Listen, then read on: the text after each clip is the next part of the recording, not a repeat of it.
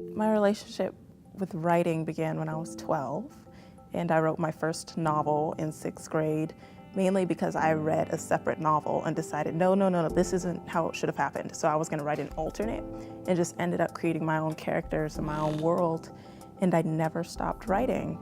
But I also love to read, reading and writing. It's basically most of my day. And I wanted to create a career out of that so that I could actually do what I love as opposed to just doing a job just for the sake of getting money. So I want to go into editing and publishing so that I can help writers get their works out there who feel the same way and who have never been able to stop writing. And at the same time, that will help me enhance my writing skills so that I can also be part of that greater spectrum of writers out there while also reading on a daily basis and being paid for it, because that's what everyone wants to do.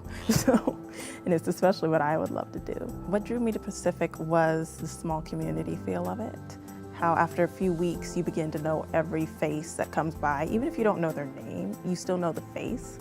And so in your classrooms, it becomes easier to acclimate yourself into that environment. It becomes more of you're part of a family as a part of thousands of people just sitting in a classroom wanting to get out of there. It was definitely important to me to feel